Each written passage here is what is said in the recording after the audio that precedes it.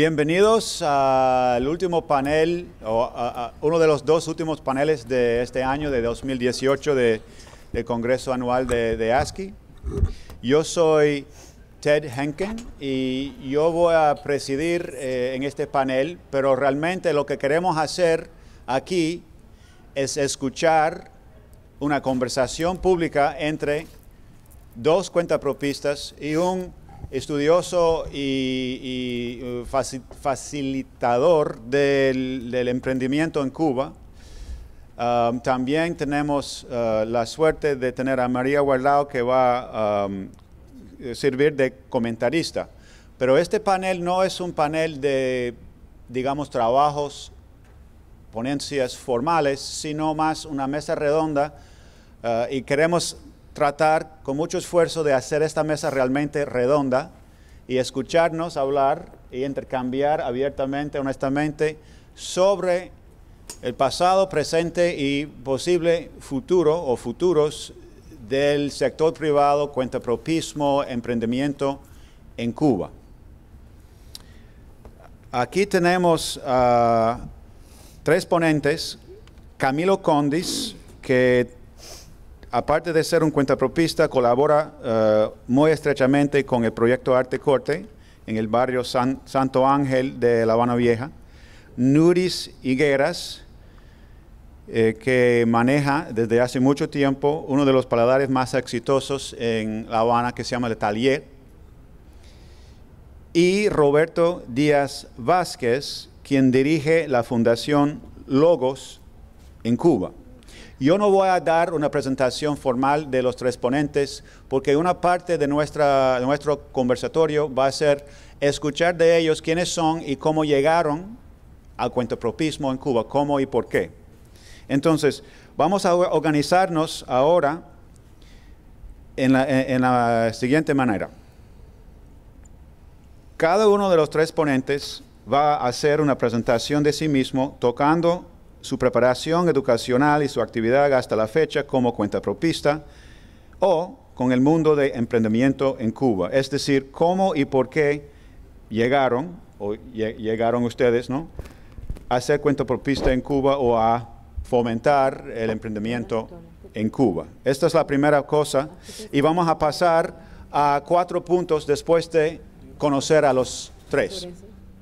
Primero, queremos oír de ellos cuál, en su análisis y opinión, han sido los cambios más significativos desde el arranque del nuevo auge, vamos a decirlo así, de cuentapropismo en 2010, con los cambios y reformas hacia el sector en 2010, durante la presidencia de Raúl Castro.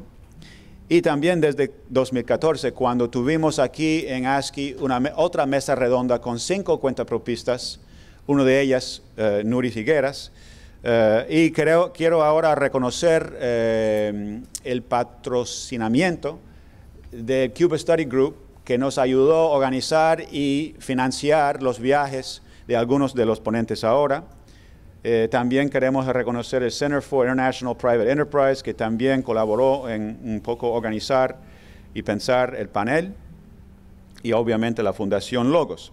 El segundo tema que vamos a tocar es oír también de los tres ponentes sobre, en su opinión y análisis, cuáles son o han sido sus problemas u obstáculos más grandes o serios como cuentapropistas, y cuáles sugerencias o consejos tendrían o han tenido para ayudar a perfeccionar el sector, para usar la palabra del gobierno cubano.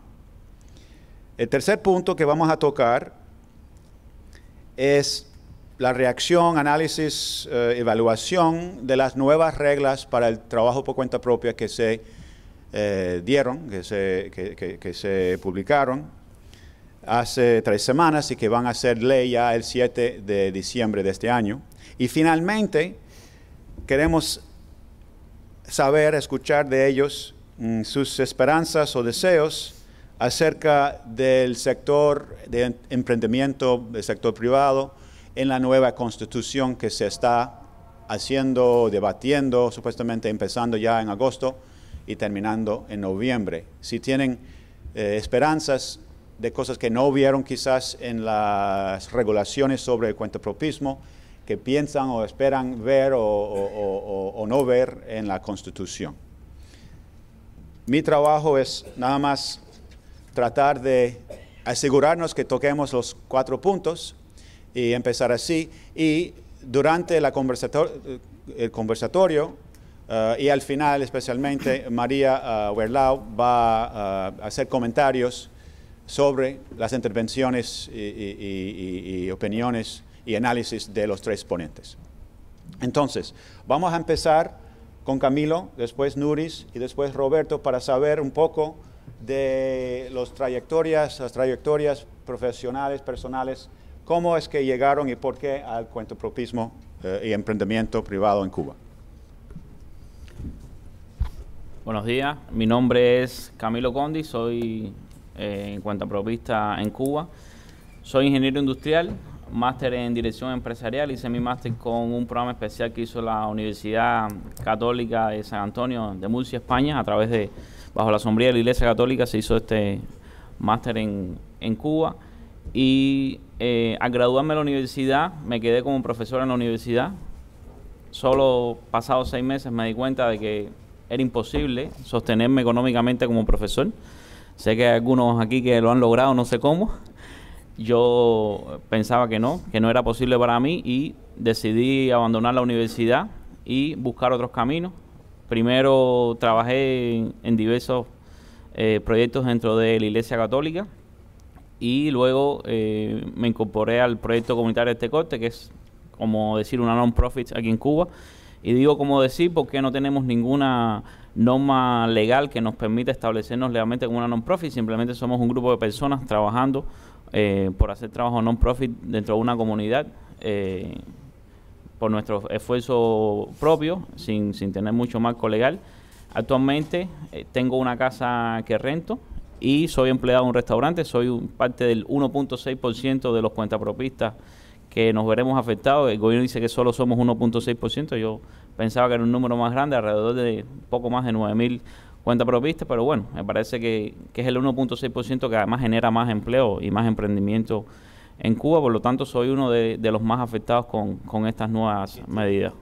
Que tenemos más una licencia, sí, claro, porque la ley vigente nos permite tener hasta 5 licencias, puedes tener 5 negocios que no sean iguales, no puedes tener 2 restaurantes ni 2 cafeterías, sí puedes tener, digamos, un gimnasio, restaurante, taxi, renta, 5 licencias de diferentes tipos. Eso va a cambiar a partir de diciembre próximo, donde solamente se podrá tener una licencia y aquellos que como yo tenemos más una licencia debemos entregar a elección nuestra, debemos entregar las licencias restantes y quedarnos con una sola.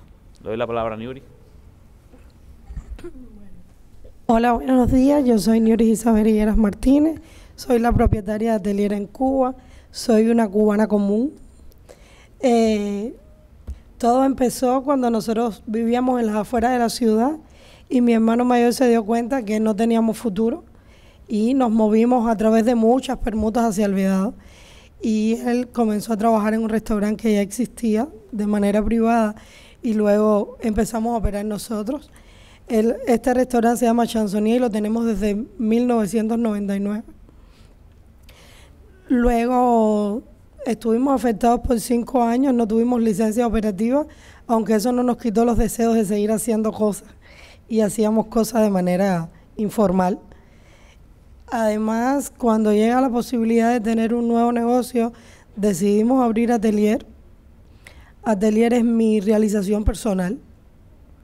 Es un sueño familiar, es un proyecto que nace con capital propio y muy bajo, así como nacen muchos proyectos en Cuba, que además para mí son uno de los más sólidos, ¿no? Todos esos que nacieron pequeñitos han ido creciendo y aún no han terminado de crecer, porque así lo veo, no hemos terminado de crecer aún. Además soy parte de un grupo de mujeres latinoamericanas que luchamos por el empoderamiento, porque estoy segura que las mujeres aportamos mucho al mundo, a la organización.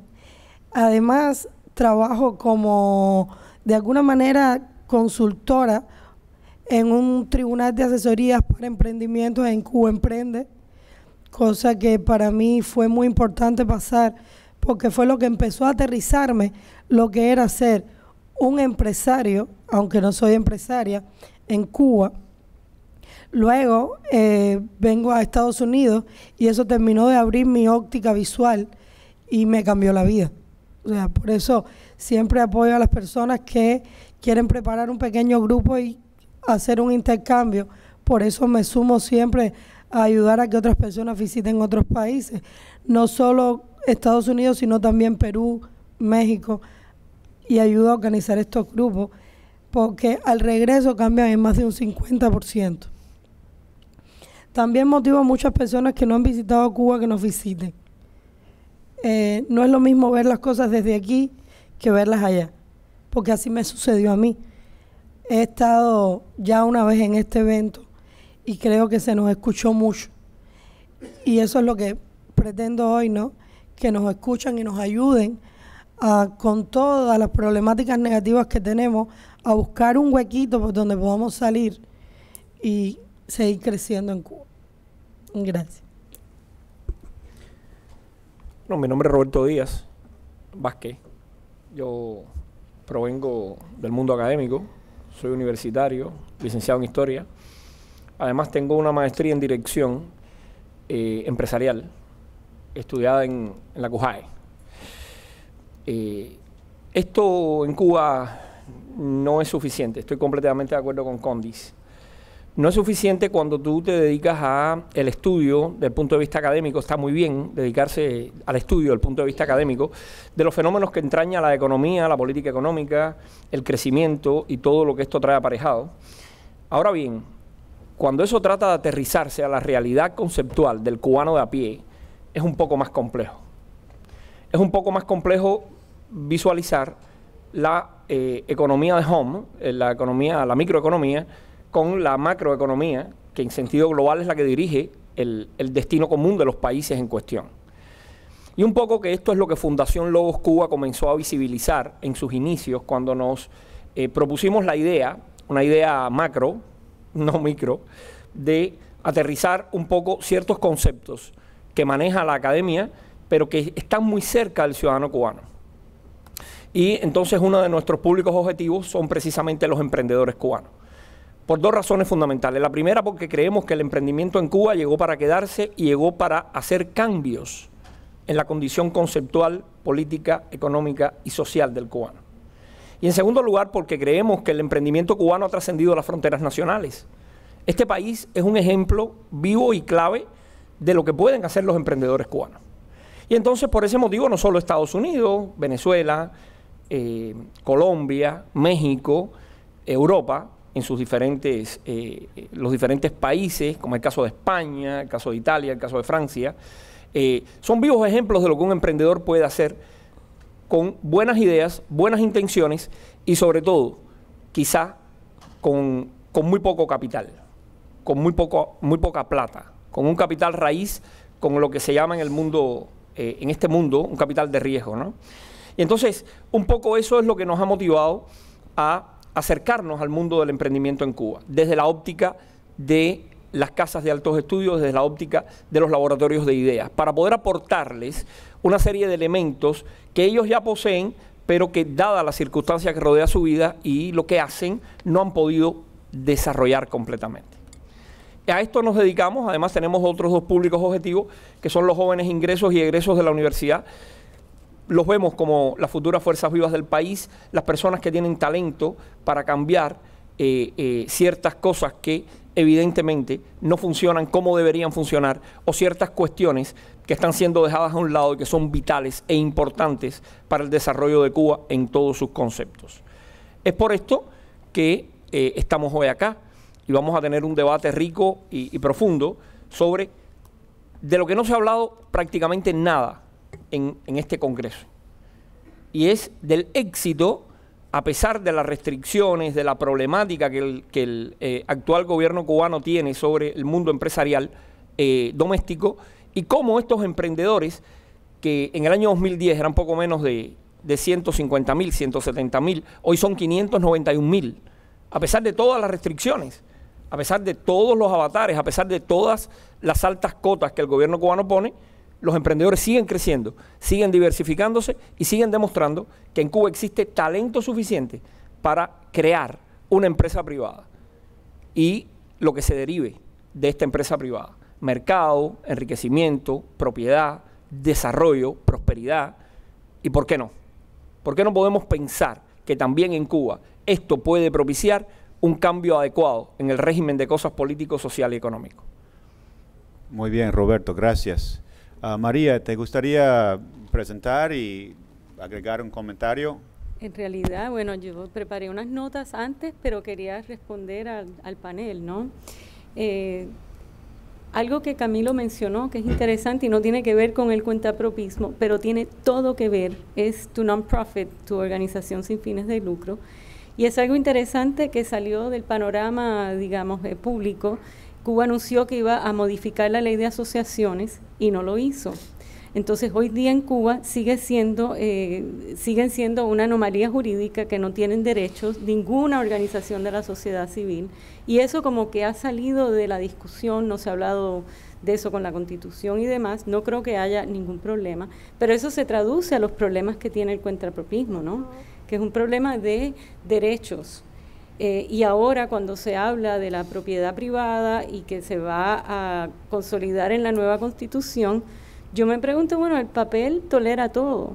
La propiedad privada en realidad no es nueva. La Constitución presente desde 1976 conoce los derechos de propiedad privada de los campesinos pequeños en Cuba, que me acaba de confirmar Armando Nova, que son en total 18% de la tenencia de la tierra en Cuba está en manos, 2% de campesinos privados que no se han unido en cooperativas, 16% de los que sí.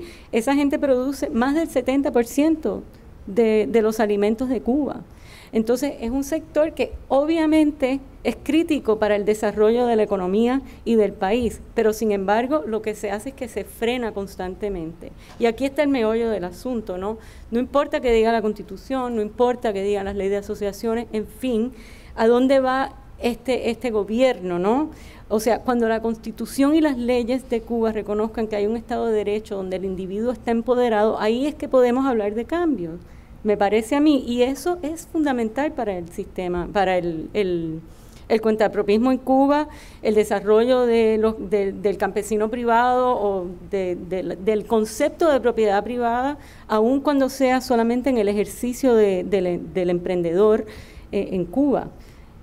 Voy a dejar otros comentarios para después que yo creo que son pertinentes para seguir la conversación. Perfecto, entonces ahora, después de haber conocido a los cuatro, ahora vamos a pasar a el primer punto o la primera pregunta, y eso tiene que ver con los cambios que se han visto, significativos o no, pequeños o grandes, los cambios que se han visto o que han visto ellos en los, vamos a decir, 8 años pasados, con los cambios que se introdujeron empezando en el otoño de 2010 hasta ahora, enfocado en cambiar las reglas para el sector privado y específicamente para los cuentapropistas. Entonces, Camilo, para ti, ¿cuáles han sido los cambios más importantes en estos 8 años?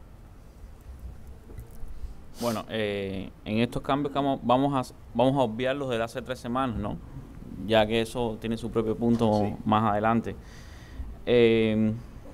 Durante 2010 y 2011 se hicieron una serie de cambios, hizo Raúl, que estimularon el sector por cuenta propia. Todos los cambios que estimularon el sector por cuenta propia no estaban dirigidos específicamente al sector por cuenta propia, y me refiero a que se estableció la posibilidad de los cubanos de comprar y vender sus casas. Me imagino que todos lo sepan, que eso no se podía desde los años 60, uno no podía vender su propia casa familiar, comprar y vender los autos en general, se podía con los autos anteriores al triunfo de la revolución, que sé yo, creo que hasta los 60, por ahí 70, tenían que ser los carros para poder venderlos, y se establecieron todas estas series de más de 210 licencias para el sector por cuenta propia.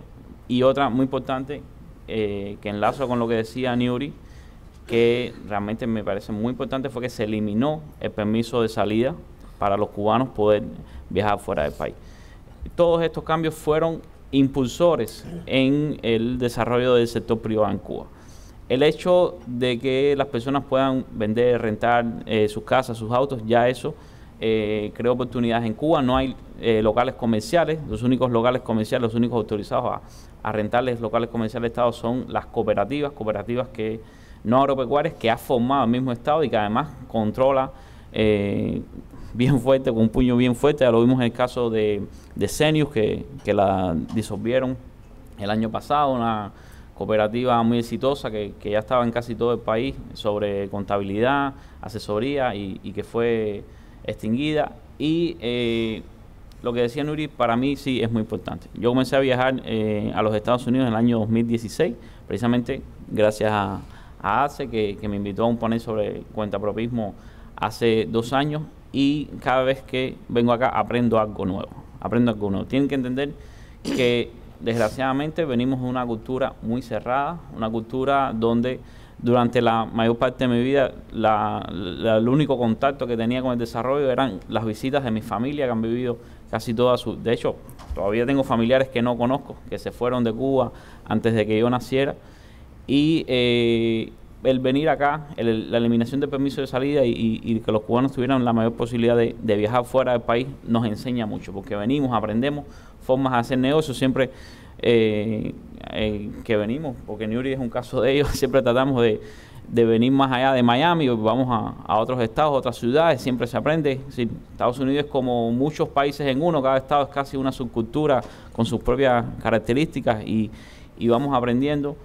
Y creo que esto ha creado oportunidades para que nosotros vayamos mejorando la forma de hacer las cosas, que a veces no ha sido precisamente lo que trataba de estimular el gobierno cubano con estas medidas. Es decir, quizás ellos no pensaban que esto era el resultado y quizás lo que luego hablaremos, ¿no? Este paso atrás que vemos con las medidas hace 3 semanas, quizás sea una consecuencia de esto, ¿no? De que se dieron cuenta de que estábamos avanzando a un ritmo que no era el esperado. Y ahora estamos en un momento de cautela, ¿no? Hablaremos más sobre esto después. Estamos en un momento de cautela donde no entendemos muy bien por qué este gran paso atrás, pero debemos entender que el espíritu emprendedor cubano, que bueno, aquí todos lo saben, que construimos Miami, ¿no? El espíritu emprendedor del cubano está limitado actualmente, está muy limitado actualmente. Hay muchas cosas que quisiéramos hacer y no podemos por muchas limitaciones de leyes, por mucha burocracia.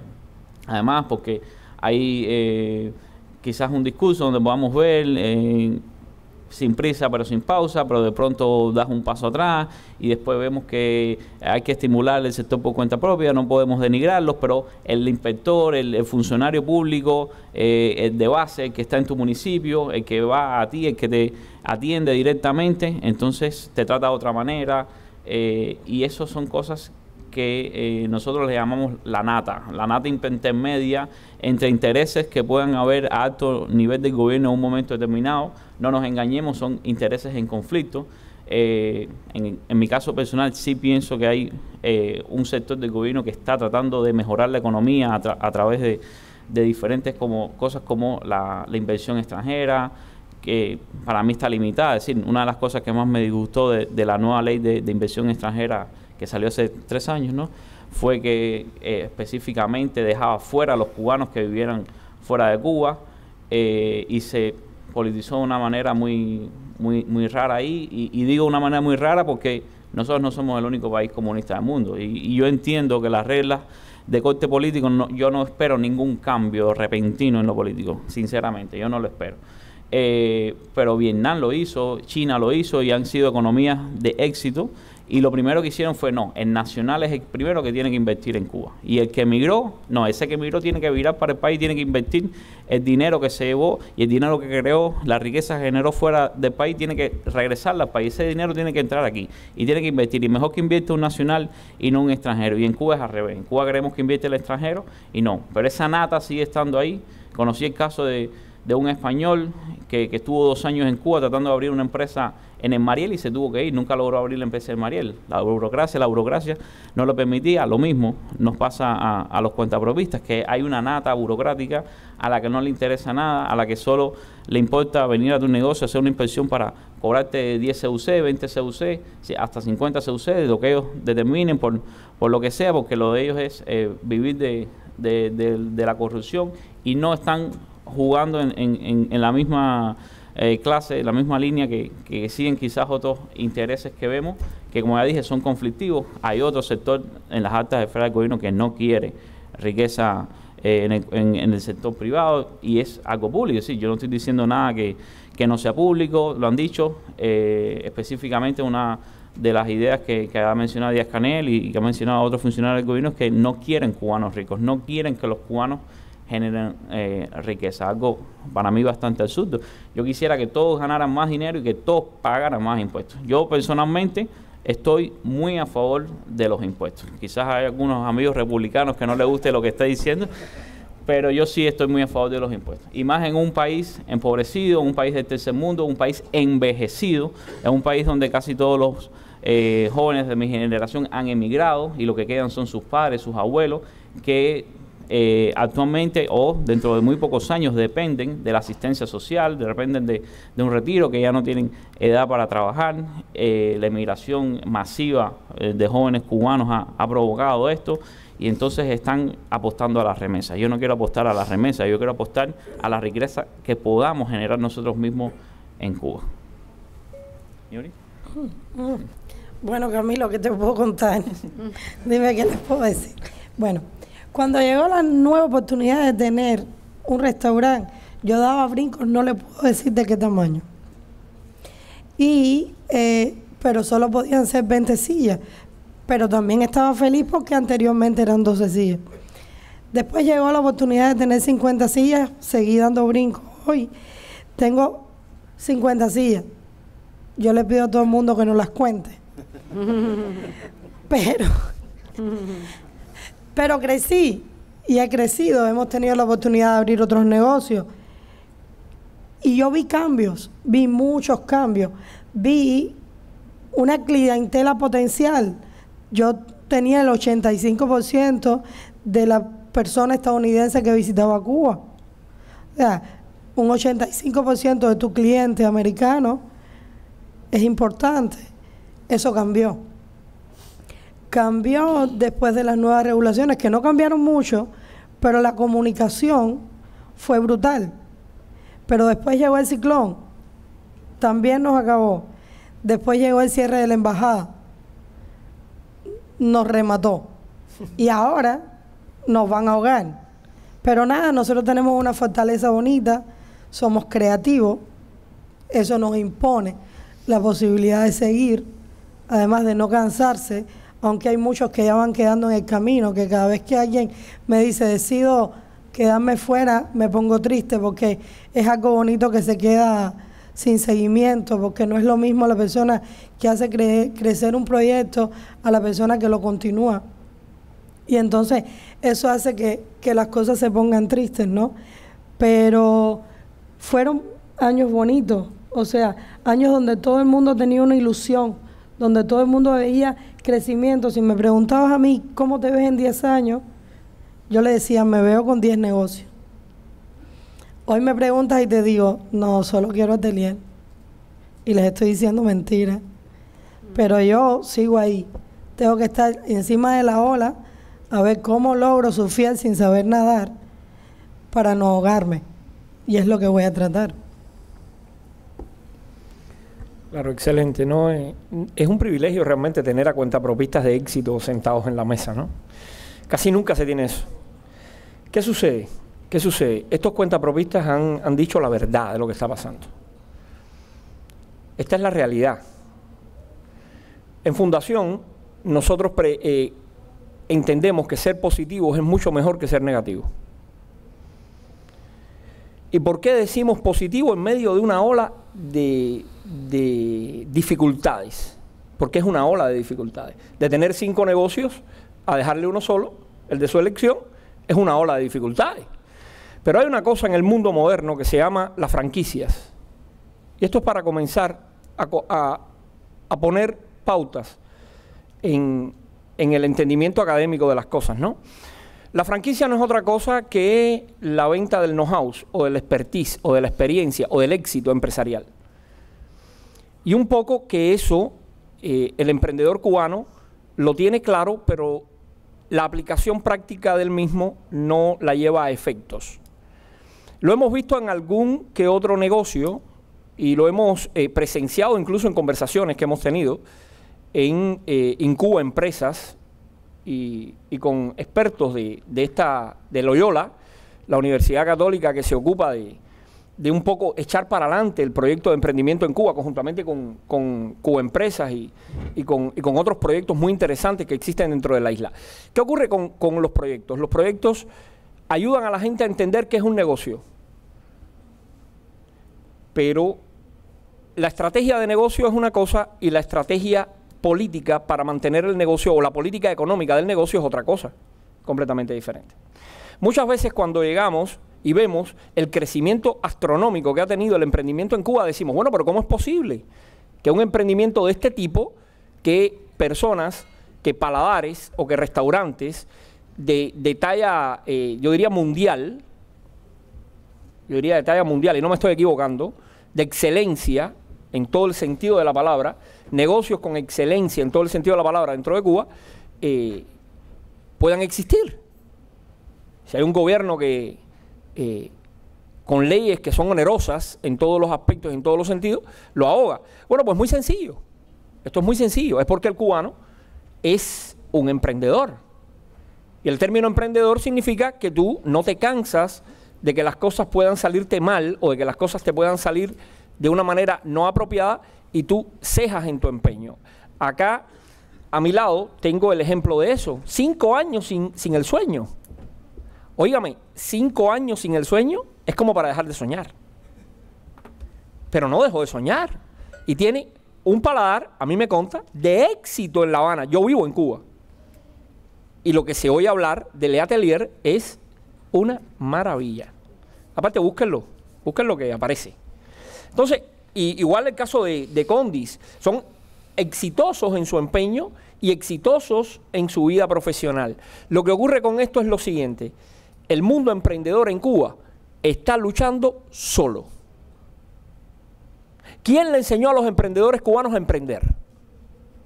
¿Quién le enseñó a los emprendedores cubanos cómo había que hacer negocio? Nadie. Un poco después vinieron una serie de ayudas, prerrogativas, todo el mundo se interesó, pero todo el mundo se interesó cuando vieron que el mundo empresarial cubano despegó, y despegó con una fuerza tremenda. Y estos emprendedores son, y lo voy a decir en términos políticos, pero son así, son agentes de cambio social. Son personas que condicionan la sociedad en que viven, y son personas que hacen que la sociedad vea como positivo lo que históricamente se ha enseñado como negativo en Cuba, que es el término capitalismo mal enseñado. Bueno, si me permiten una licencia, es breve. Yo llamaría... Sí. Una sola licencia a partir de... ¿Una sola? Ok, una sola licencia, dice Condis, a partir de ahora. Está muy bien. Ellos son capitalistas dentro de un país que no permite el capitalismo como norma o estatuto. Ellos son capitalistas, ellos son el ejemplo de que el capitalismo puede tener lugar en un país donde no se permite el capitalismo. Y eso, al entender de Fundación Logos Cuba, es extremadamente positivo para que la sociedad comience a imitar este ejemplo.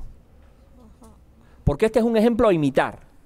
Y la sociedad cubana está deseosa de cambiar su percepción social, porque la que has tenido hasta hoy no satisface la expectativa del cubano comprendido entre 25 y 40 años de edad.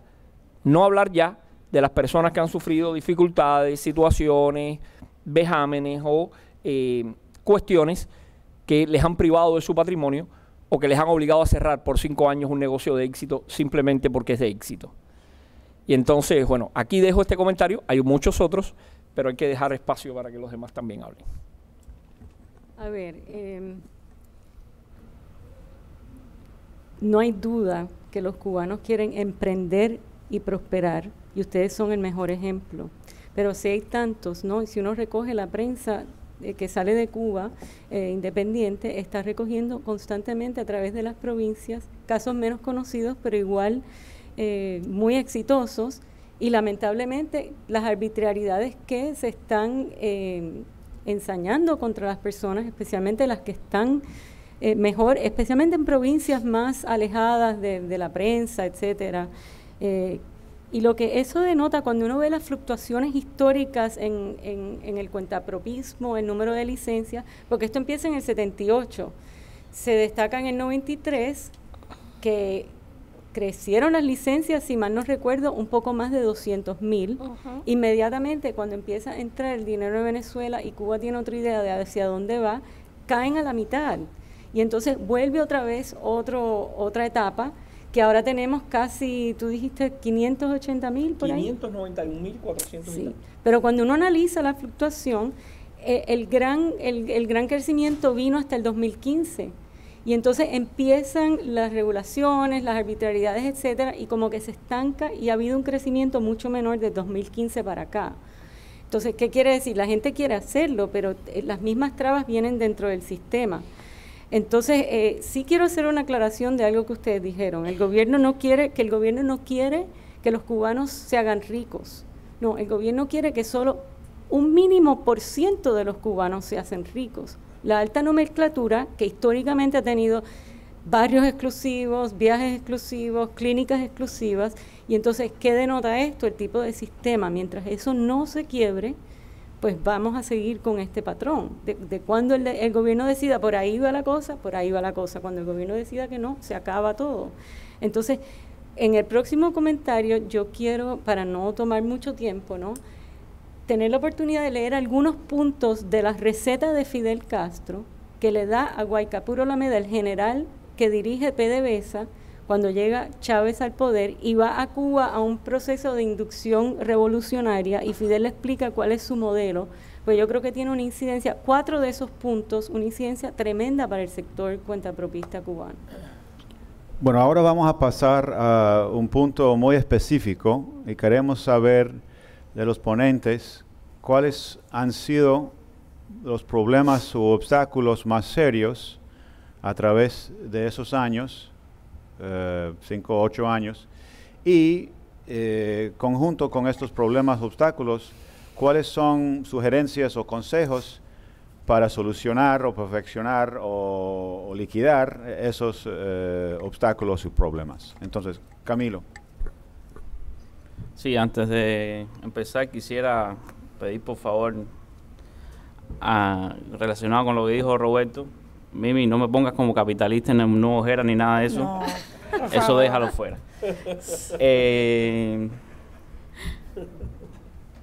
Los problemas y los obstáculos con las nuevas reglas. A ver, sinceramente. Primero, yo estaba hablando de esto con usted ayer. Yo le decía, varias gente me preguntaba si creía que las medidas, porque ya llevamos casi un año de congelación, desde aquella famosa congelación del 1 de agosto de 2017. Yo le decía, no, eso no va a salir ahora, eso hasta que no esté la nueva constitución, no va a haber nuevas medidas para el sector por cuenta propia. En el año 2016, en vivo en la televisión, lo vi yo, Marino Murillo decía que ya era hora, eso fue en el Congreso, el último Congreso del Partido Comunista de Cuba, que ya era hora de reconocer que los cuentapropistas eran pequeños empresarios, habían micro y pequeñas empresas, y ya era hora de reconocerlos legalmente como pequeños empresarios. Eso aún no ha sucedido y no se ve.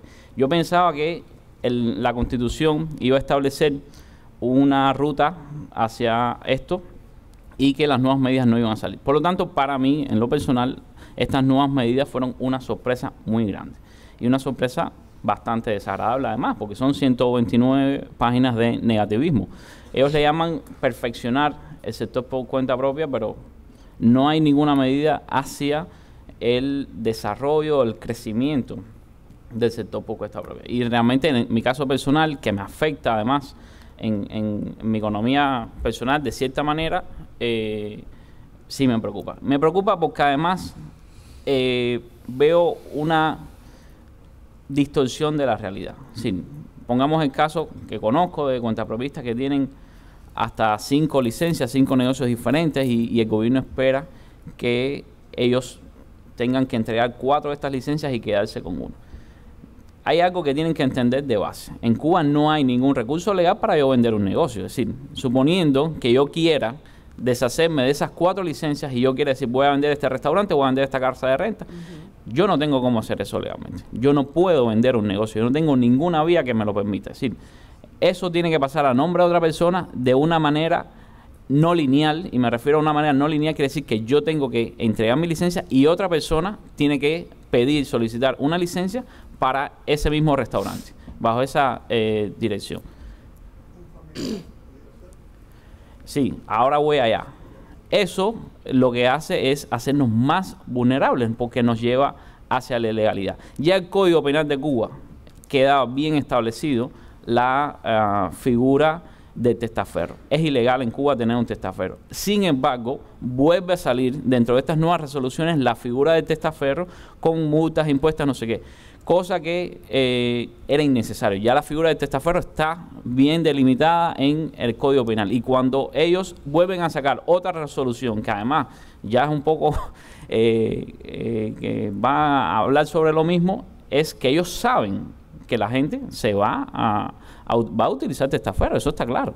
¿Sí? ¿Por qué vas a tú regular y hablar de los testaferros que ya existe esto como delito tipificado y además vas a volver a mencionar? Obviamente, ellos saben que los cuentapropistas van a tener que recurrir a testaferros. Esto nos pone en una posición vulnerable. Es decir, el sector por cuenta propia es vulnerable por muchos motivos y uno de los principales motivos que es el mercado mayorista, casi no es un secreto, casi todo lo compramos en el mercado negro, muchos productos que salen de hoteles, de varaderos, qué sé yo, etcétera, sobre todo en La Habana, en otras provincias es diferente, y esto nos hace vulnerables. Y me parece que esa posición de vulnerabilidad es importante mantenerla, es decir, ellos necesitan mantener esta posición de vulnerabilidad y el hecho de que tú tengas que recurrir a un testaferro, que si no es un familiar o ese familiar tiene un accidente mañana o murió de cáncer, lo que sea, y entonces tienes que buscar a otra persona y siempre vas a estar dependiendo de otra persona para poder mantener un negocio, dependiendo de que no hay una denuncia, dependiendo de que de alguna manera no puedan demostrar de que es un testaferro y no es el dueño legal y esto me preocupa, ¿no? Porque nos lleva sobre todo a una posición aún más abajo en la escala de la legalidad. Pero me preocupa aún más en cuanto a la visión.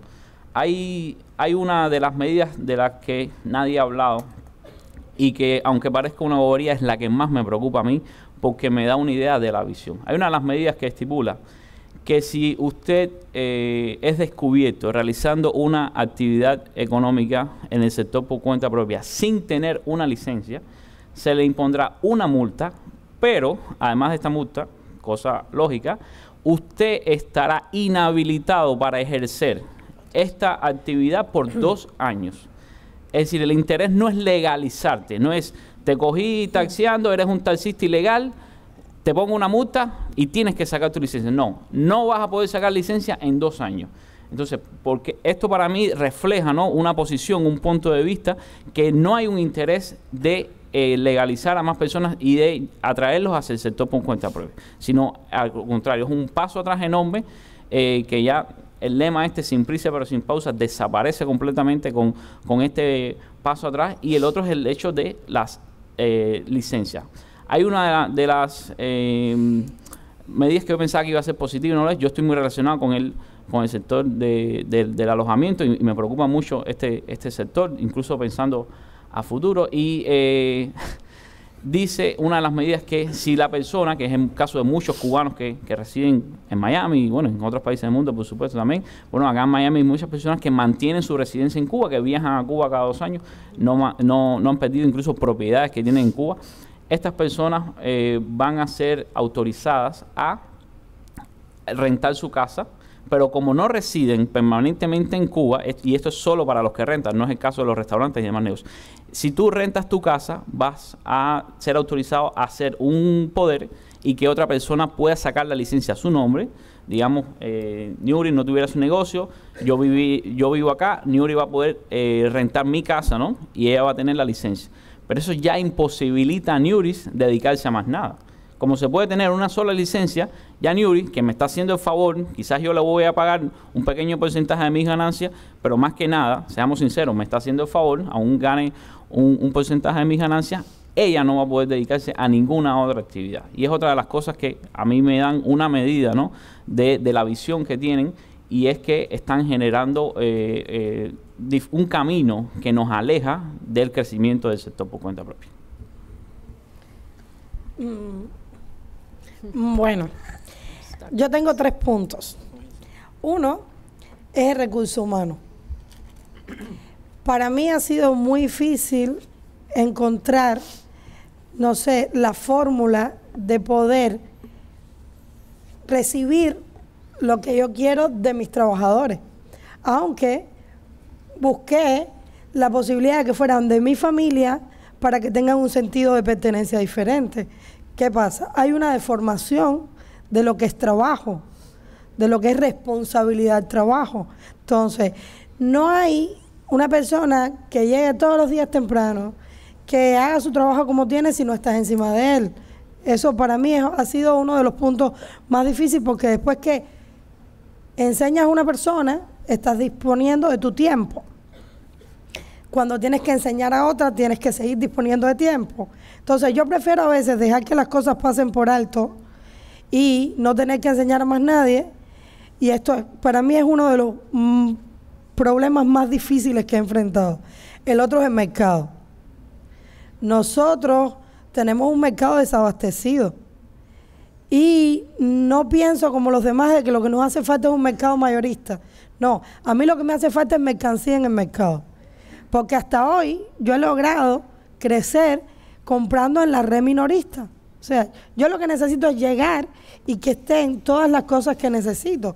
Porque realmente yo soy mi mula. Bueno, no yo, también mi esposo, también los amigos, que cuando van a Cuba yo los cargo de cosas que necesito, como las especies, como las toallas de mano, cosas muy simples que si tuviéramos una relación económica, para mí fuera muy simple, ¿no? Fuera muy bueno. La otra cosa es la personalidad jurídica. Y entre tanto, yo creo que es una de las cosas más importantes. Nosotros no tenemos una personalidad jurídica como empresa. No somos empresarios, somos cuentapropistas. Y todo en mi restaurante, en mi negocio, es a mi nombre como persona natural. Entonces, eso me imposibilita de muchas cosas. Me imposibilita de poder hacer negocios con otras personas que lo que traen a veces es lucro. Porque hay 2 personas que se quieren unir, como no pueden ser socios, pues no, hay una personalidad jurídica. Pues entonces, una persona termina, de alguna manera, sacando una mejor tajada que el otro se cansa, rompe el negocio y hay una persona que pierde. Que pierde dinero, que pierde el estatus, que pierde muchas cosas. La otra cosa que veo en la personalidad jurídica es que no puedo hacer negocio. Si hay una empresa que vende vino de cualquier país, en Cuba yo no puedo hacer negocio con esta empresa. Yo tengo de todas maneras que recurrir a la red minorista. Y mis cuentas bancarias. Mis cuentas bancarias son a título personal. Yo tengo esta cuenta que están exigiendo hoy y la tengo desde 2014. Pero no representa nada. A ver, que me hayan dicho que yo tengo que poner una cuenta ahora, a mí no me representa nada porque a mí esa cuenta no me ayuda a nada. Esa cuenta no es internacional, es una cuenta nacional. O sea, que para yo comprar muchas cosas en la red mundial, yo no puedo usar esa cuenta. O sea, que para mí no tiene un sentido tan fuerte. Entonces, nosotros ¿qué necesitamos? Una personalidad jurídica, que para mí es una de las cosas que me ha afectado en todo el tiempo de negocio. Roberto. Sí, bueno, el gobierno cubano no quiere hacer cambios. Indudablemente es así. En el año 1968, el entonces presidente de Cuba, Fidel Castro, en el discurso de la ofensiva revolucionaria, dijo que la propiedad privada se había acabado en Cuba para siempre. Eso fue textual. Lo dijo así. Y bueno, transcurrieron los años, la propiedad privada como concepto desapareció del acervo popular, pero en el año 2010 aparecieron con una fuerza tremenda los cuentapropistas. Cuentapropista no significa dueño de nada, evidentemente. Pero según la nueva Constitución, algo en lo que muchos no cifran ninguna esperanza, otros la ven con escepticismo y en un % todavía notable la ven con cierta ambigüedad. Se estipula Constitución, no leyes suplementarias. Después vendrían las leyes suplementarias, que serían los calzos jurídicos de la Constitución, obviamente hablando. Aquí hay expertos juristas, no me voy a meter en su campo. Explica que el concepto de enriquecimiento es posible para el emprendedor privado, que la capacidad jurídica también, y que de alguna manera el gobierno cubano ha tenido que ceder en un espacio en el cual ceder le convierte en un problema de alguna forma por la capacidad que tienen los emprendedores de impactar el sector social cubano. El ejemplo del emprendedor es un ejemplo de éxito. En una reciente encuesta celebrada en La Habana, una encuesta muy pequeña, se pudiera llamar un estado de opinión, que se recogió, 150 de 152 personas, el 48% solo eran emprendedores o tenían algún vínculo con el sector emprendedor. Declaró que la calidad de vida, y calidad de vida no es plata, calidad de vida tiene otros muchos factores, del emprendedor y de su familia habían aumentado ostensiblemente por encima de la calidad de vida del ciudadano común en Cuba. Y cuando se les preguntó en otra de las preguntas, y valga la redundancia, si el sector emprendedor había impactado a la sociedad de alguna manera positiva o negativa, el 88% de los encuestados declararon que sí la había impactado en sentido positivo. Lo que es igual a traducir que la persona en Cuba no está viendo lo negativo que el gobierno cubano está poniendo, porque eso siempre lo ha tenido. Siempre ha tenido un poco de cierre por una parte, un poco de cierre por la otra, un poco de limitación por otra parte, pero también está mirando que hay un sector de la población que se ha desvinculado de manera clara y directamente proporcional del control gubernamental en lo que se refiere a ganancia monetaria y a lo que la ganancia monetaria puede significar para la calidad de vida del individuo y de su familia. Lo que se traduce en que existe, según el doctor Richard Feinberg, no es cubano, es americano, y trabaja en la Brookings Institution, uno de los think tanks más poderosos del mundo, una clase media en Cuba que está compuesta precisamente por el sector emprendedor, de los cuales es un privilegio estar sentado con dos de ellos acá hoy. Entonces, eso se traduce de la siguiente manera. Fundación Logos lo traduce de la siguiente manera. El sector emprendedor en Cuba, a pesar de múltiples dificultades, de múltiples cierres por parte del gobierno cubano, se sigue abriendo paso. Y está demostrando que la sociedad cubana puede transformarse, puede cambiar. ¿De qué manera? En imitación, evidentemente, del liderazgo emprendedor que estas personas tienen. Porque es innegable que las personas están emigrando del sector estatal al sector emprendedor por una razón. Hoy la empleomanía del sector emprendedor ronda a los 700.000, las 700.000 personas, 600.000 personas, de 6 a 700.000, según la fluctuación mes tras mes o semestre tras semestre en Cuba. Pero además los datos de la ONEI, la Oficina Nacional de Estadística e Investigación e Información de Cuba, no están muy actualizados, que digamos, o no con la periodicidad que se requeriría. Pero esto está arrojando más de 1 millón de personas en el sector. Y está arrojando que este sector se está viendo cada vez más alejado de lo que el gobierno cubano quiere que esté sujeto, que son las personas, las fuerzas vivas, las personas que tienen de alguna manera una importancia o una impronta dentro de Cuba. Y hay un cambio de mentalidad dentro de Cuba. No piensa igual la persona que tiene un negocio privado a la persona que no lo tiene. No piensa igual la persona que tiene un per cápita de crecimiento monetario mensual por encima de los $100 a lo que tiene 350 CUP de salario. No piensa igual. Decía Condis que en su momento él como profesor universitario no pudo mantenerse y tuvo la necesidad imperiosa de emigrar. No hacia Estados Unidos, sino hacia el sector que le podía dar la oportunidad de crecer. Y ahí está. Es verdad que tienen múltiples situaciones encima, eso es cierto, lo conocemos, lo sabemos. Pero la cuestión más importante es que siguen luchando y siguen prosperando y siguen creando nuevas expectativas. Y estamos convencidos de que esas nuevas expectativas no se limitan a tener uno o más negocios, porque muchas veces los países de grandes crecimientos económicos se han basado, muchas veces no, en todo la historia humana. Este país es un ejemplo de ello.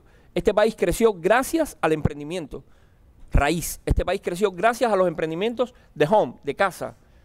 Y hoy es el país más poderoso del mundo por eso, por ese motivo, por ese espíritu que no pasa, que no cesa. Entonces, Fundación tiene muchas más cosas que decir, pero, como siempre digo, hay que darle la palabra a otra persona. María.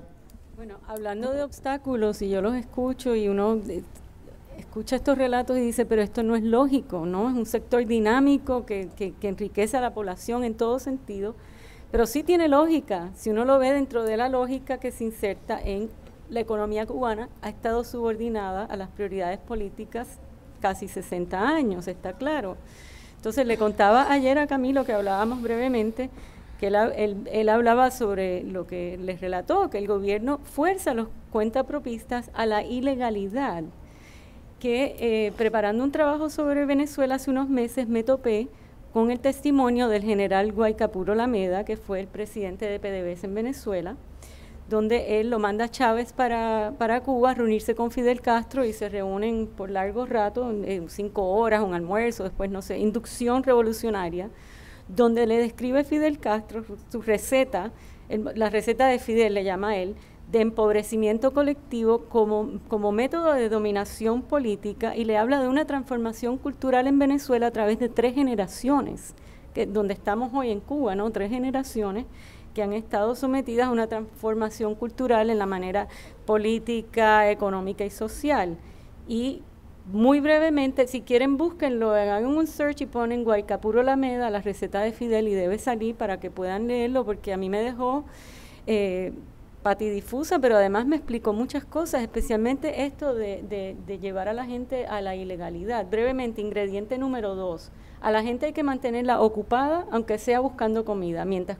Mientras buscan cubrir sus necesidades básicas, manténgalos presionados con los cuerpos de seguridad e inteligencia. Ingrediente número 5, mantenga a los pobres en su pobreza, pero con esperanza. Dosifíquenles lo que se les da, tanto en cantidad como en oportunidad, pero haga mucha propaganda, que es el principal alimento de la revolución. Ingrediente número 7, establezca una economía dual en paralelo. Número 8, infunda terror por 2 vías. A los suyos que temen perder lo que el gobierno les da, les permite o les ofrece. Y el número 9, sea muy permisivo para que las cosas se hagan fuera de la ley y haga que sea muy difícil hacerlo dentro del marco de la ley. Así forzará a que las cosas se hagan fuera de la ley y mantendrá a la gente amarrada, comprometida, dominada e inhabilitada. Entonces, cuando la gente dice, ¿cómo es posible que Venezuela haya caído en lo que haya caído y cómo es posible que esté pasando esto en Cuba, que haya un freno, un sector que claramente está dando resultados, como también es el sector de la agricultura privada? Aquí está la respuesta, es un problema político. Mira, ahora vamos a ir terminando para enfocarnos específicamente, que ya hemos hecho un poco, pero ahora específicamente queremos oír de los ponentes sobre evaluaciones o reacciones, o quizás más ahora, a estas nuevas reglas de trabajo por cuenta propia que salieron hace 3 semanas. Y yo creo que sería lógico o inteligente, eficiente, combinar eso. ¿Cómo ven estas reglas conectadas o no, o desconectadas, a lo que se ha dicho sobre la Constitución? ¿Sí? Hay una coordinación entre lo que dicen estas regulaciones de trabajo por cuenta propia con lo que viene en la Constitución, o hay una gran contradicción ahí? O, de otra manera puedo decir, ¿hay algo en la Constitución que se va a dar o que se espera dar que no se dio en términos más positivos, legales, para el sector de trabajo por cuenta propia, o, mejor dicho, el trabajo de pequeñas y medianas empresas y la personalidad jurídica? Camilo. Sí, lo primero que quisiera decir con respecto a esto es que usted tiene acceso a más fuentes que yo, y yo no he visto la Constitución, el nuevo proyecto, a lo mejor ya él lo vio. y me puede decir más. Pero bueno, realmente lo que hemos visto han sido las discusiones públicas, ¿no?, que se hicieron en la asamblea, pero el pueblo no ha visto realmente eso que se está discutiendo, si solamente estamos infiriendo un poco ahí basado. Con respecto a qué esperamos, ¿no?, para el sector privado, yo no quiero hablar de qué espero, sino de qué quisiera. Porque esperar, ya dije, no espero mucho. Siendo realista, no puedo decir que yo espere lo que voy a decir, sino lo que yo quisiera. Yo quisiera una lista diferente con respecto a la lista. Nosotros tenemos una lista de licencias, estas son las actividades que pueden realizar. Yo quiero una lista de prohibiciones. No puedes vender droga. Esa es la lista que yo quiero. ¿Qué es lo ilegal? ¿Qué es lo que yo no puedo hacer? No puedes tener, no sé, negocios en el petróleo. No sé, porque no puedes tener una escuela privada porque la educación es gratuita en Cuba. No puedes tener una clínica privada porque la salud es gratuita en Cuba. Eso es lo que yo quiero ver. Yo quiero ver una lista de qué es lo que no podemos tener. Hace unos meses fue muy simpático. Uno de los aquí presentes, Nojes, por allá, de Yucabytes, escribió un artículo imitando una serie de, como si fuera una noticia de una serie de regulaciones que iba a tomar el gobierno cubano, y se hizo viral. La gente en Cuba lo imprimía, se lo pasaban, estaba en la calle, la gente se lo creía. Mucha gente se disgustó con él, tiene varias amenazas de muerte en estos momentos allá en Cuba, porque la gente se creyó. Eran una serie de regulaciones muy esperanzadoras, que son las que yo quisiera realmente. Fue escrito magistralmente por él. Y lo que yo quiero es eso. Yo quiero una lista diferente. ¿Qué es lo que yo no puedo hacer? Pongo un marco regulatorio dentro de lo lógico. Yo no espero que de pronto creen el Partido Republicano Cubano. Yo no estoy esperando eso. Eso no es algo que yo espere. Yo sí quiero que me den una lista. Dime qué es lo ilegal, qué es lo que tú no quieres que yo toque, qué es lo sagrado dentro del proyecto socialista cubano. Dime qué es lo sagrado y déjame trabajar fuera de ese marco sagrado y déjame hacer lo que yo sea capaz de crear. Hay un amigo mío que en los tiempos que estuve en Cuba Emprende que decía, al gobierno no tiene por qué preocuparle que yo cree una empresa de acariciar gatos. Si un cliente quiere pagarme porque yo le acaricie su gato, eso no puede ser un problema del gobierno. Eso es un problema entre yo y el cliente, y yo pagaré mi impuesto. Yo me dedico a acariciar gatos, ese es el problema mío. Eso es lo que yo quiero. Lo que yo quiero es que me digan, tú no puedes hacer esto, esto y esto, trabaja. Yo estaba leyendo el otro día sobre el caso de Vietnam, y Vietnam tiene alrededor de 5.000 empresas estatales y alrededor de 600.000 empresas privadas. Y ellos, por supuesto, estamos hablando de un país socialista, igual que Cuba, qué sé yo. Y en Cuba hay una cosa que se llama el objeto social. El objeto social es qué es lo que puede hacer o no una empresa, y esto es un marco bastante restrictivo. No, si tu empresa se dedica a hacer vasos, no puedes hacer jarras y no puedes vender jarras, porque tu objeto social es hacer vasos. En Vietnam, en el año 2015 decidieron cambiar esto. Y ellos dijeron, todas las empresas pueden hacer todo lo que quieran, todo lo que crean que les sea rentable. Simplemente tienen, no recuerdo si son 2 o 3 meses, tienen un periodo de 2 o 3 meses para cambiar su objeto social. Simplemente tienen que reportarlo, ¿no?, a un board que hay sobre el objeto social. Oye, yo decidí que los vasos es mi negocio principal, pero que me di cuenta que hay un mercado para las jarras no cubierto y yo puedo insertarme en ese mercado y voy a vender el juego de jarra con los vasos. Y lo declaras y ya, puedes seguir trabajando. Eso es lo que yo quisiera para Cuba, no es lo que espero.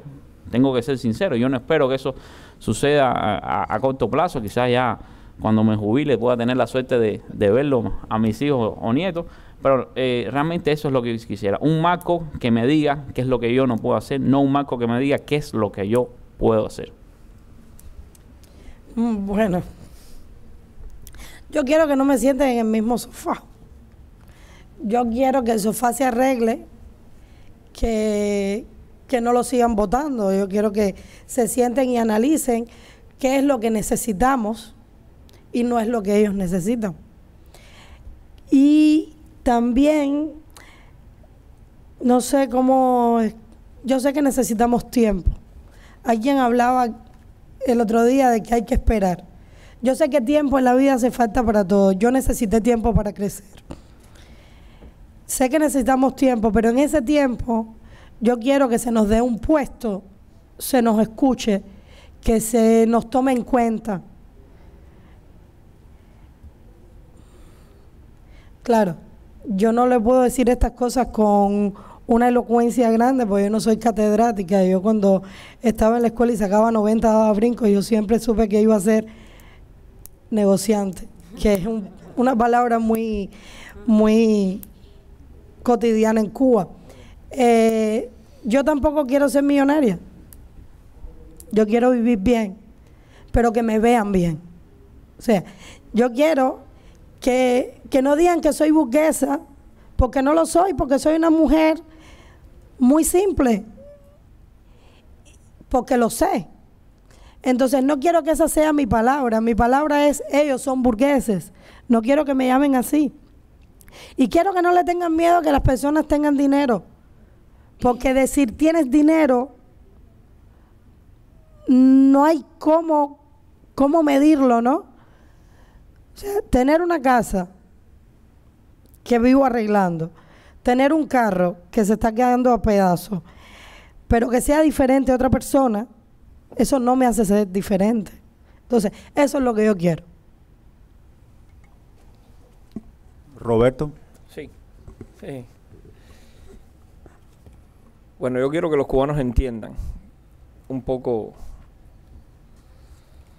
que todo lo que está pasando en Cuba es gracias al esfuerzo tremendo de todos los cubanos, de dentro y de fuera. El gobierno cubano, ya lo he dicho, en cada intervención digo lo mismo, empiezo diciendo lo mismo, y no me voy a cansar de decir lo mismo. El gobierno cubano no quiere cambiar, no quiere, pero lo están obligando a que tiene que reformarse, a que tiene que cambiar, o a que tiene que, de alguna manera, hacer que las cosas sean diferentes.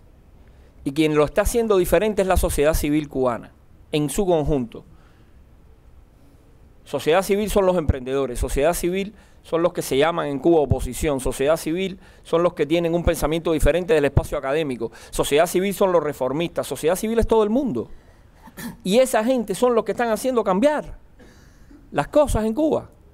Eso tenemos que verlo, y tenemos que verlo desde la percepción global, no desde la individualidad que representamos cada uno de nosotros como islas separadas del Caribe.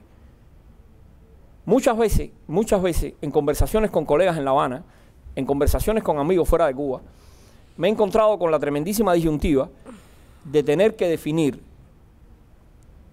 qué quiero para Cuba o qué quiero para mí. Y yo dejé de querer cosas para mí hace mucho tiempo, desde que tengo hijos. Yo viajo al exterior y lo primero que pienso, lo primero que pregunto es ¿dónde hay Nutella por aquí? ¿Dónde hay Nutella para mi niña pequeña? Porque le encanta la Nutella. La pregunta que yo hago es, ¿la individualidad conduce a alguna parte? Sí, claro, al éxito, pero personal. Y eso está muy bien. El éxito personal compartido conduce al éxito colectivo de la entera sociedad en que se vive.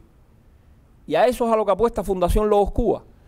A que todos los cuentapropistas, los emprendedores, a mí el término cuentapropista no me cierra mucho. Porque eso de ¿contar qué?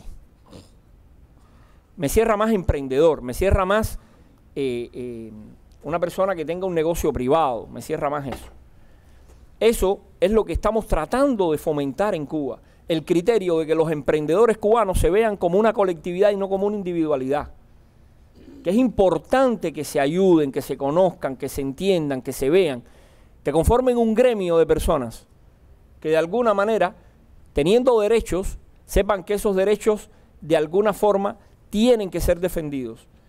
Y no necesariamente en Cuba, en cualquier parte del mundo existen los gremios. Recientemente en Colombia estuve conversando con unos colegas que me decían, mira, la cuestión de hacer un gremio no es tanto hacer el gremio como definir que el gremio represente una fuerza potencial y exponencial de lo que se quiere conseguir. Si eso es así, las cosas cambian. Si eso es así, las cosas se modifican. Si eso es así, inclusive podemos participar de los destinos del país, de los destinos de la nación. Y ese es el propósito. El propósito es que las cosas funcionen, pero para que las cosas funcionen hay que proponerse que funcionen. Fundación Logos Cuba, cuando comenzó, esto es muy breve, cuando comenzó, éramos 3 personas. De 3 nos quedamos en 2. Y no teníamos cómo trabajar, ni teníamos cómo hacer nada. A nosotros nadie nos invitaba al exterior, ni nos daban plata a nadie, ni nadie hacía nada, absolutamente nada. Pero es que si yo me pongo a pensar que eso es la puerta para que se cierra, entonces tengo que entrar por la ventana. Y eso nunca ha sido una pretensión de los que conformamos Fundación, ni del pueblo cubano tampoco. El pueblo cubano prefiere entrar por la puerta, como dueños de casa.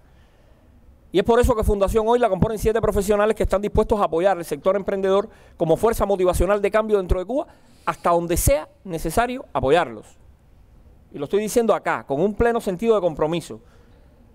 Pueden llamar a nuestros teléfonos, a nuestro correo electrónico o vernos en persona y los vamos a ayudar en lo que sea, desde el posicionamiento estratégico dentro de Cuba hasta la posibilidad de crecimiento empresarial, con las técnicas más avanzadas que puedan existir y la visión, por supuesto, que esto entraña. Y esto se los estoy ofreciendo acá, pero evidentemente también va a salir en prensa y también evidentemente la gente lo va a recoger. Así que mi compromiso es real y es serio, con Fundación, con el empresariado privado, porque los veo como la fuerza que puede cambiar cosas en Cuba en este momento. A lo mejor mañana surgen otras, pero en este momento son ellos. Y a ellos es que nos estamos dirigiendo como público objetivo fundamental en este punto. Bueno, vamos a pasar la palabra a María, a la comentarista. Muy brevemente, me parece que toda esta dinámica del sector cuentapropista es muy ilustrativa del dilema que tiene el gobierno, de la exigencia económica de abrirse al mercado, ajustar el modelo, que ya curiosamente no se escucha esa palabrería, ahora es otra cosa, pero por unos años fue eso, y fue un reto cómo ajustar el modelo de manera de abrir el mercado, abrir estas fuerzas de los emprendedores y demás, pero mantener el control. Y todavía yo creo que se está dando ese proceso dentro de una transición o sucesión generacional, o de los militares a los civiles, como quieran llamarle. Yo creo que el nitty-gritty, como dicen, es el empoderamiento del ciudadano en todo sentido económico, político, cultural, etcétera. Y yo creo que el gobierno, por supuesto, va a apostar que va a poder abrir, por ejemplo, el sector cuentapropista de una manera que lo puede regular, como vemos las regulaciones que acaban de sacar, que comienzan a implementarse en diciembre, de una manera de que en vez de propiciar un empoderamiento del cuentapropista o voces, como tú dices, es lo contrario, sino hacer que se comporten con más sumisión para no perder los espacios que tienen. Entonces, cuando uno ve sistemas como Vietnam y China, donde esto se ha logrado sin lograr más derechos civiles políticos de la población, me parece que por ahí es que va la mano, ¿no? La pregunta es si lo van a poder hacer. Y yo creo que el sector cuentapropista es muy importante para ver hacia dónde van con este ajuste del modelo, o la reforma constitucional, o como quieran llamarlo. Ahora queremos aprovechar para los ponentes reaccionar o agregar algo breve y abrir eso al público para comentarios, preguntas, para abrir la conversación a ustedes.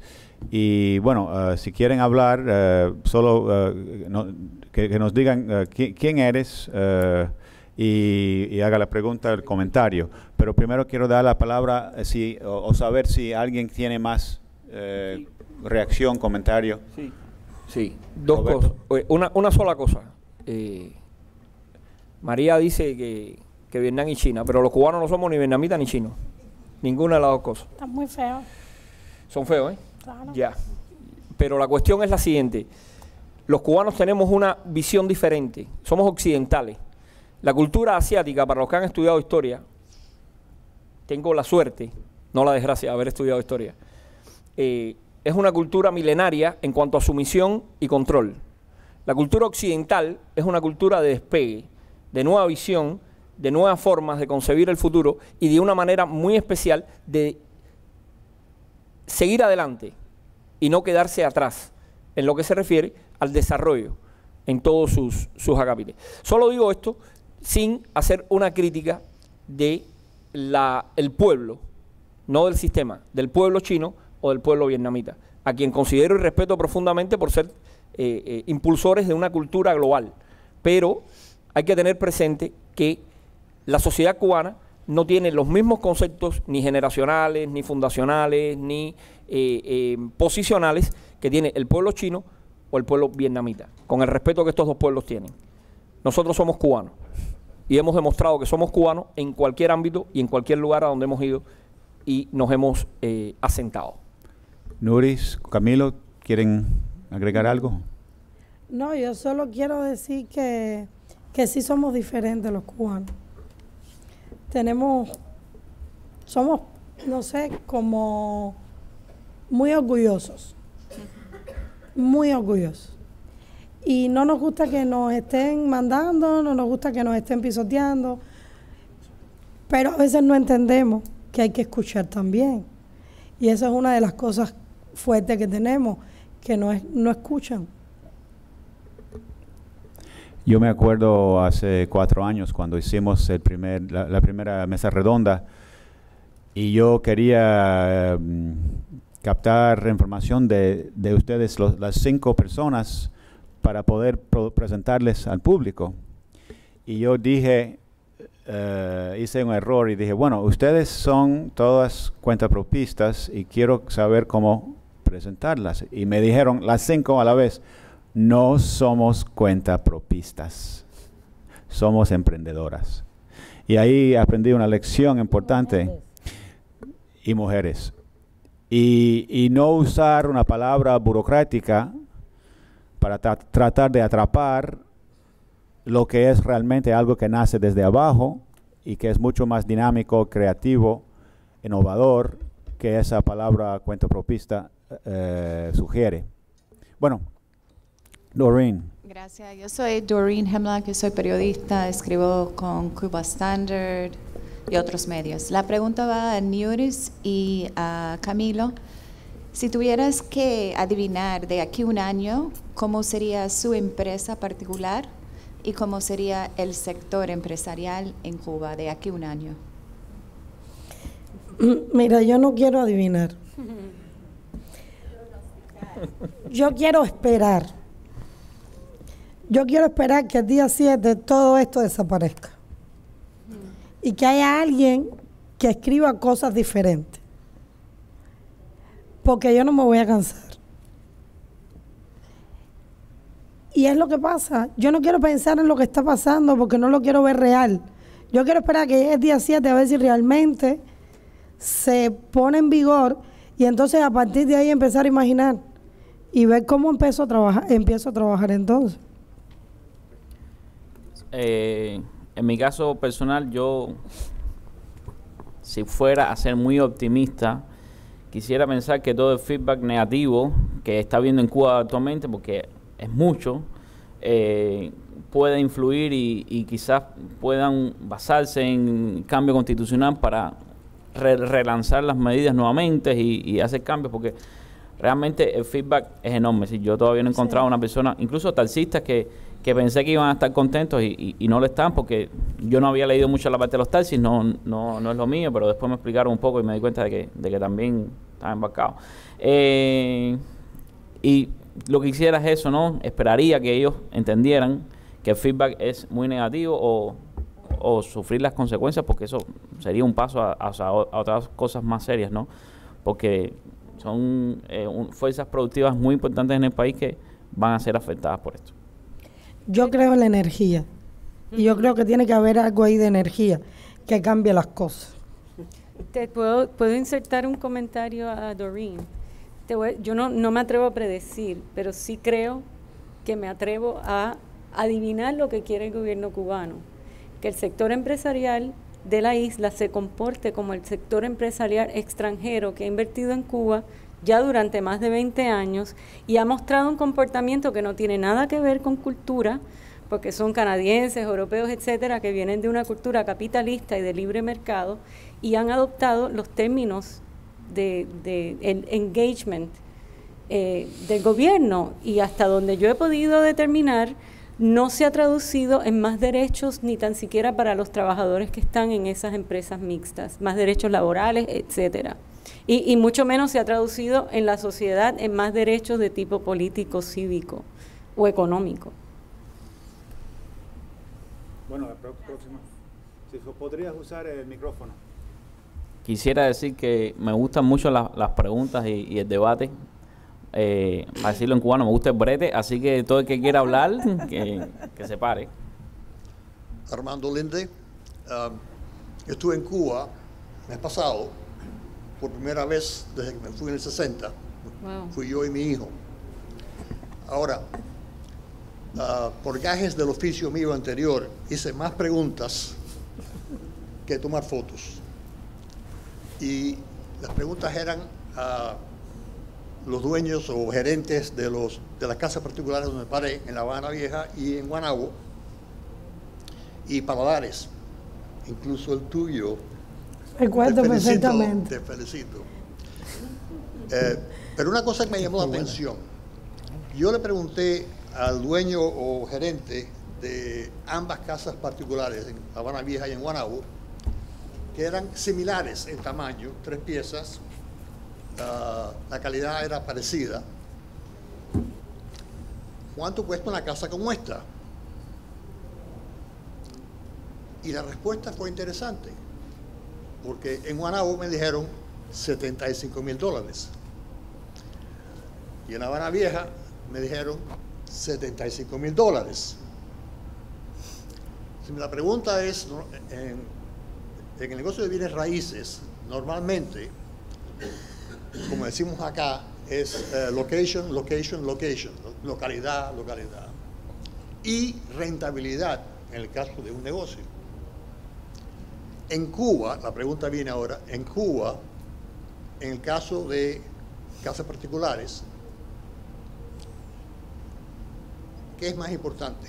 ¿La rentabilidad en este momento ahora o de la localidad? A ver, se mantiene location, location, location, se mantiene en Cuba. ¿Qué pasa? Que casualmente La Habana Vieja y Guanabo comparten las mismas características, son centros turísticos, por eso son similares, ¿no? No es lo mismo, si hubiera ido al Cerro, a 10 de octubre, a Marianao, hubiera sido diferente. El jueves estaba hablando con Eberleni, uno de los mejores economistas cubanos, y yo le decía, Eberleni, yo no soy economista, yo le decía, explícame qué es lo que pasa en Cuba, que no se comporta el mercado, ¿no? Inmobiliario de una manera racional, y digo de una manera racional porque esos mismos $75,000, ¿cuántos cubanos pueden pagarlo, no? Esa va a ser la segunda pregunta. Y entonces yo le decía a Berleni, explícame porque el mercado se comporta por supply and demand, ¿cómo es en español? No sé. Bueno. Sí. ¿Cómo es? Oferta y demanda, se comporta por oferta y demanda. Él me decía, olvídate, en Cuba no existe mercado, no hay nada que se comporte por oferta y demanda, está todo muy distorsionado. Él me explicó, por supuesto, con mejores palabras, ¿no? Cómo analizar este tema, pero sí, hay mucha distorsión y es enorme, realmente es enorme, y la mayoría de hecho, cayeron los precios de las casas enormemente en agosto del año pasado, porque la gente, hubo el boom del turismo norteamericano a Cuba, todo el mundo quería rentar, no sé si saben, pero hubo lugares fuera de La Habana, en Pinar del Río, en Viñales, en Trinidad, hubo cuentos de llegar a una guagua cargada con clientes americanos y decirles, vamos a ponerles unos tents en el parque y esta noche, no estoy bromeando, esta noche van a dormir en el parque porque no hay capacidad de alojamiento. Tanto fue y venir la policía, rodearlo, custodiarlos una noche e ir el gobierno casa por casa diciéndole a las personas, necesito que rentes, tú no tienes licencia, no me interesa, necesito que tengas una habitación para un turista aquí durante 3 días, 4 días, olvídate de lo que tú lo cobres, no me interesa, lo que necesito es que lo tengas porque no había dónde poner a los turistas. En 2017, en agosto, se congelan una serie de licencias, entre ellas el alojamiento, y entonces se desplomaron, realmente se desplomaron los precios de las casas. Ahora hay que ver cómo se comporta con estas nuevas medidas, pero bueno, ya el hecho de que las personas están más restringidas para sacar más de una licencia, vamos a ver cómo se va a comportar con eso, porque muchas personas compraban casas simplemente con el objetivo de alquilarla. Es decir, una persona podía quizás comprar una casa, conozco los casos, con el único objetivo de buscar un inversionista que montara un restaurante en la casa. Si a ellos no les interesaba tocar la casa, una casa medio derrumbada, la compraban por un precio barato, pero que tenía una muy buena localización, estaba en un buen lugar, y buscaban un inversionista, mira, yo te alquilo mi casa, a tiempo indefinido para que montes tu restaurante y la gente lo estaba haciendo. Eso estaba sucediendo mucho en el país. Me parece que es muy pronto para ver cómo va a influir esto después. A ver, yo creo que este mercado en Cuba, como tantas cosas, es muy loco. Así como los carros que de pronto empezaron a valer un dineral que a mí me parece irracional. Tanto como una casa. Tanto como una casa. De pronto tú te decían, esta casa vale tanto, y yo le, ¿y de dónde? ¿Cómo es que analizan cuánto vale esta propiedad? Y entonces eso depende del mercado y de quién compre la casa, porque de pronto llegaron muchas personas afuera que ven las cosas de otra manera y dijeron, esto vale tanto, te doy tanto, y ahí empezó a correrse el mercado inmobiliario con esos precios locos, porque locos de verdad. Y así pasó con todo, vieron una oportunidad de negocio, no importa, tú no la vendes, te doy tanto, y ahí empezaron a subir y a subir y a subir, y es lo que pasa hoy. Sí, déjame una notica explicarte una cosa también. Cuba era un país muy cerrado. Las casas, aunque no era legal venderlas, se vendían. Si Niuris me quería vender su casa, lo más común era que nos casáramos, a los 6 meses nos divorciamos y ella me daba la casa en el divorcio. Esa era la forma más común de vender casas en Cuba antes de que se pudiera hacer. Sí. En aquellos tiempos era el momento. Las casas no valían nada. Era muy fácil comprar casas. Pero a mí me parece que la emigración fue la que distorsionó el mercado de las casas en Cuba, porque entonces los visitantes que vienen de Miami, de Europa, de cubanos, ¿no? Que ven y dicen, no, pero esta casa vale $250,000. Cosa que dentro del mercado cubano, bueno, la tiene que comprar un extranjero o alguien que venga con dinero fuera, porque ¿cuántos cubanos tienen $250,000, no? Y yo las veo todos los días, ponen rebolico.com, por la libre con v.com, pueden entrar a habanaoasis.com, hay diferentes sitios de donde pueden encontrar la venta de casa. Estamos hablando de que en Cuba hay quien vende casa en $1 millón. Y no estamos hablando de $1 millón como pueden comprar una casa de $1 millón aquí en los Estados Unidos, que la pagas en 30 años. Estamos hablando de $1 millón por adelantado y en cash. No, eso es lo que estamos hablando. Eso es mi follow-up. Eso es mi exactamente, sí, los precios en Cuba son por adelantado y en cash. Yo no sé cómo, pero esos son los precios. Esa es la pregunta que te iba a hacer, básicamente, porque cuando me dijeron, este es el monto, este es el costo de esta casa, sí. Yo me pregunté, ¿de dónde salió el dinero? Claro. Y la pregunta es, si ustedes han notado, bueno, hay dos formas de acumular riqueza, acumular plata, fondos. Una es como ustedes lo han hecho, poco a poco.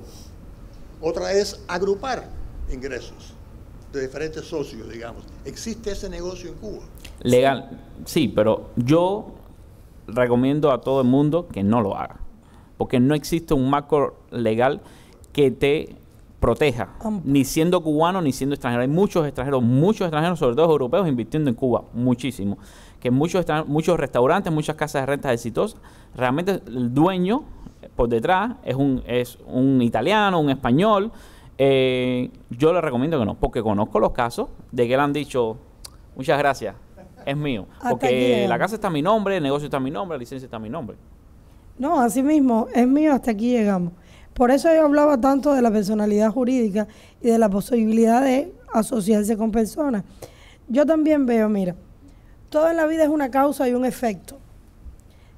A causa de toda esta dinámica de que en Rebolico se venden las casas en 500,000 pesos, en que un Audi rueda por La Habana y cuesta 120,000 pesos y es de hace 5 años, pues piensan que somos millonarios.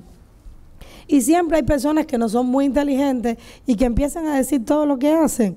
Eso ha traído también un peso fuerte en todo esto de las nuevas regulaciones, de todo eso, porque por eso yo decía, no me sienten en el mismo sofá, porque es que todos no somos iguales.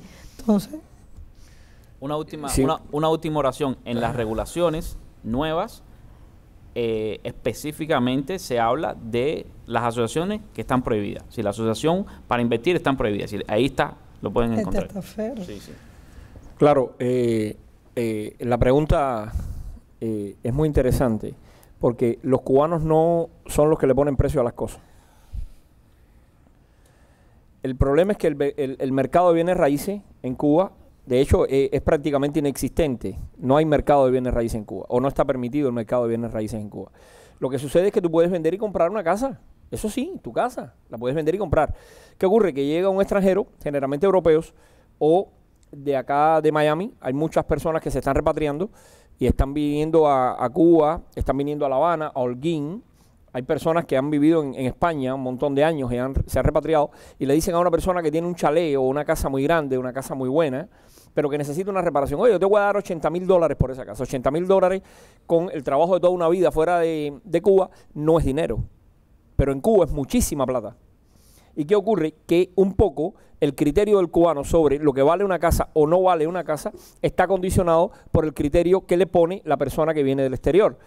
Donde en el exterior una casa de $80,000 es probablemente un tráiler. Y en Cuba una casa de $80,000 es una tremendísima casa en una muy buena zona de cualquier parte de su área geográfica habitable, ¿no? Como llamaríamos. Entonces, un poco que eso juega también con los carros antiguos, los carros de antes del 59, que la gente dice, oye, pero qué bueno está ese Chrysler, qué bueno está ese Lincoln, qué bueno está ese Dodge, y resulta que tiene motor Hyundai, tiene... todo lo tiene dentro, es un Frankenstein. Un Frankenstein, pero, sí. Un Frankenstein, pero lo que resulta es que lo que se vende es lo que está por fuera. Es lo que está por fuera, porque lo que está por fuera es el ícono que en un momento determinado creó una etapa o creó un hito en la historia. Y un poco que eso es lo que ayuda a que el cubano haya podido abrir también los ojos en cuanto a cómo se mueve el mercado y de qué manera hay que validar lo que uno posee o lo que uno tiene, ¿no? Entre otras muchas cosas. Hay otras muchas razones, pero esta es una de ellas. Quien pone los precios ahora es el cubano, pero en un momento inicial no lo fue. Venía alguien y hacía una propuesta y al cubano le parecía muy bien, porque $80,000, $100,000 por una casa, pero estamos hablando de una casa de 6 cuartos, con 4 baños intercalados, con sala, comedor, cocina, baño, con terreno en derredor y con cuadra de caballo, en Camagüey. Yo les voy a hacer una anécdota. Cuando yo empecé el negocio, en el 2011, casi finales, llega una persona a la casa y me dice, yo te voy a dar esta cifra por esta casa. Y lo que me propuso fue ver que te temblaban los pies. Y entonces yo digo, ven acá, ¿y cómo me lo vas a pagar? Ahora tú me das ese dinero, ¿y cómo me vas a pagar ese dinero? Entonces es ahí también. Ese dinero se paga por detrás. Y las personas no pagan impuestos por eso, pero lo publican en Facebook. Lo publican allí y eso a quién afecta, a todos los demás. ¿Qué es lo que pasa? Porque cuando tú dices yo voy a vender mi casa, entonces a lo mejor yo lo estoy vendiendo realmente por un precio razonable y dicen no, si esta casa tiene el mismo tamaño que esta y esa vale tanto, la tuya también lo vale. Y es otra de las problemáticas de todo este retroceso, es como lo veo yo. Bueno, ya hemos llegado al final o casi al final. Quería darle la palabra a María si quiere hacer algún comentario para cerrar antes de dar las gracias a ustedes. No, gracias al panel y a todos por asistir. Bueno, muchas gracias por asistir. Realmente ha sido muy exitoso de oír 3 voces de cubanos que viven y luchan en Cuba. Y gracias por estar aquí y compartir con nosotros. Tenemos la suerte de haber grabado la presentación y vamos a poder verlo y compartirlo en YouTube muy pronto. Gracias por la asistencia. Nos estamos viendo.